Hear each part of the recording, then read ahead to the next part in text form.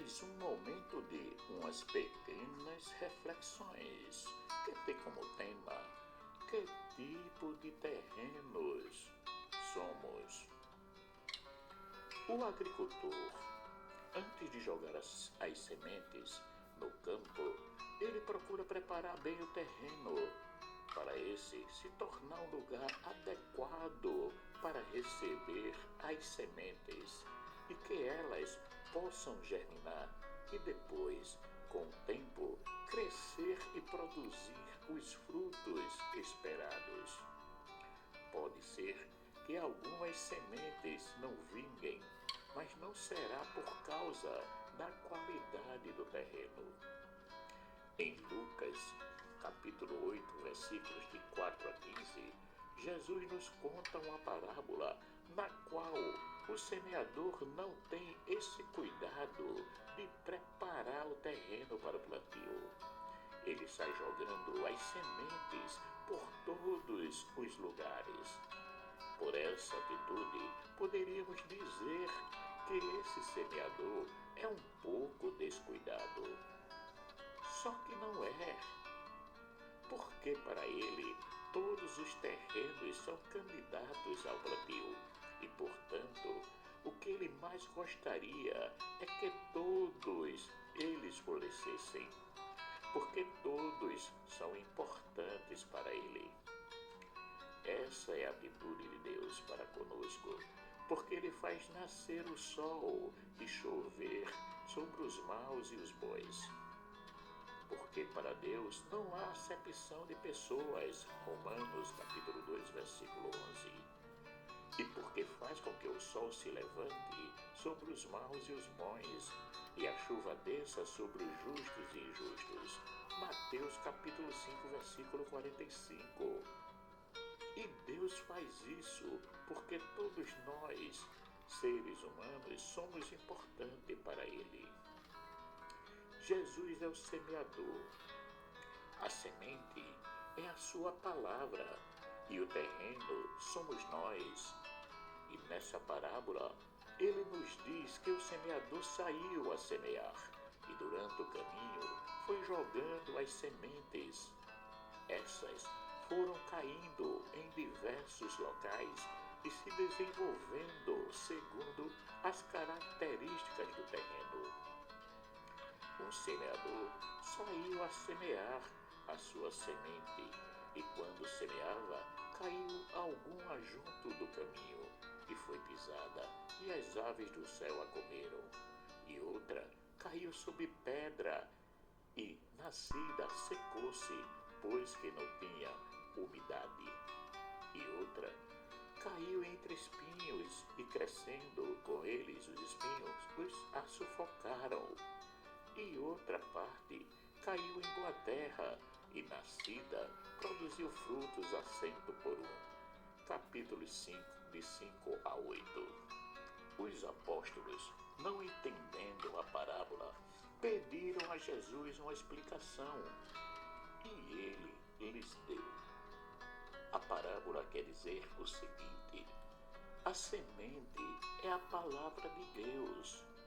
Os terrenos que estão à beira do caminho são aqueles que ouviram, mas depois vem o diabo e tira a palavra do coração deles, para que não acreditem e não se salvem. Os que são pedregosos são aqueles que, ouvindo, acolhem a palavra com alegria, mas eles não têm raízes. Por um momento acreditam, mas na hora da tentação voltam atrás. Os que são cheios de espinhos são aqueles que ouvem, mas com o passar do tempo são sufocados pelas preocupações, pela riqueza e pelos prazeres da vida, e não chegam a amadurecer.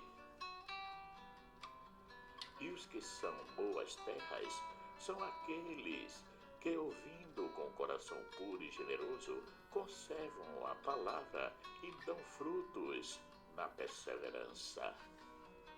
São 4 tipos de terrenos que recebem as sementes jogadas pelo semeador.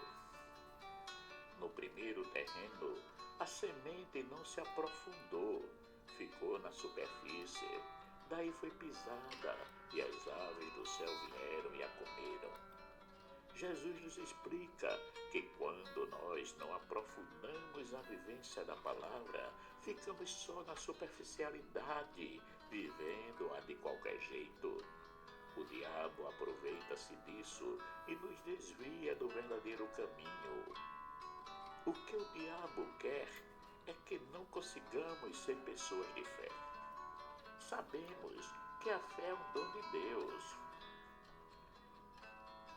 porque é gratuitamente que fostes salvos mediante a fé. Isso não provém de vossos méritos, mas é puro dom de Deus. Efésios capítulo 2, versículo 8. Por isso que ele luta para não recebermos esse dom, porque o que ele quer é o nosso afastamento de Deus. O distanciamento do verdadeiro relacionamento com Deus, que nos leva à salvação. No segundo terreno, a semente consegue penetrar no solo, mas não enraiza. Cristo nos explica dizendo que são aqueles que recebem a palavra, se alegram por isso, mas como no primeiro caso não aprofundam a palavra, até a vivem com mais intensidade. Porém, nas horas de dificuldades, não conseguem acreditar mais naquilo que tinham como certo. Começam a duvidar da palavra e deixam de vivê-la. A semente, para germinar, deve morrer. Em verdade vos digo, se o grão de trigo caído na terra não morre, fica só, se morrer, produz muitos frutos. João capítulo 12, versículo 24. No terceiro terreno, as sementes conseguem germinar e enraizar-se, só que tem um porém, elas não estão só, estão acompanhadas de espinhos. Jesus nos fala que esses são aqueles que conseguem vivenciar a palavra, mas em profundidade. Conseguem acolher a verdade, mas deixam a porta aberta às situações externas que podem atrapalhar o seu desenvolvimento espiritual. Assim, quando chegam as dificuldades, as preocupações, os desejos desenfreados e ambiciosos, os amigos de farras, deixam-se envolver ao ponto de fracassarem na fé, desistindo de continuar na caminhada rumo à meta, a vida eterna. Já no quarto tipo de terreno, é uma terra boa, onde a semente vai em profundidade, germina e dá frutos. Aqui Jesus nos apresenta aquela pessoa que vivencia a palavra em profundidade, colocando-a em prática e meditando-a sempre em seu coração. É um trabalho de muito cuidado e perseverança. Sabemos que para o plantio dar bons frutos é preciso muita paciência e cuidado minucioso com as plantas. A poda é de grande importância e Deus, na sua imensa misericórdia, nos proporciona essa poda diariamente, preparando-nos para darmos bons frutos. Devemos nos aprofundar mais na vivência da palavra, porque sabemos que o nosso corpo é corruptível. Confira em 1 Coríntios capítulo 15, versículos de 42 a 58.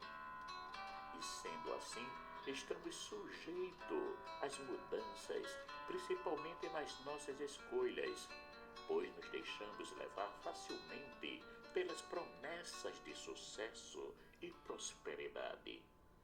Jesus nos alerta quanto a isso, pedindo que estejamos sempre vigilantes. Vigiem e orem para que não caiam em tentação. O espírito está pronto, mas a carne é fraca. Mateus capítulo 26, versículo 41. Ele sabe das nossas fraquezas. Nos conhecem muito mais que nós mesmos. Senhor, tu me sondaste e me conheces. Tu sabes o meu assentar e o meu levantar. De longe, entendes o meu pensamento. cercas o meu andar e o meu deitar, e conheces todos os meus caminhos, não havendo ainda palavras alguma na minha língua. Eis que logo, ó Senhor, tudo conheces.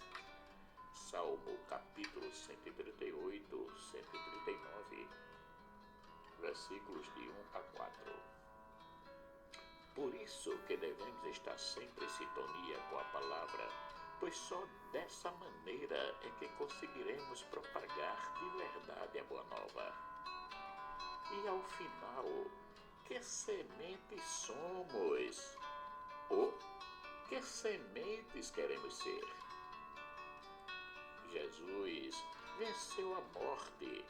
Essa vitória nos revela a graça que opera em nós plenamente, fruto da sua entrega na cruz e da sua ressurreição. Somos todos chamados à santidade. Mas como é santo aquele que vos chamou, sede vós também santos em toda a vossa maneira de viver. Porquanto está escrito, sede santos porque eu sou santo. 1 Pedro, versículo 1, capítulos 15 e 16. Esse caminho de santidade só o faremos se amarmos.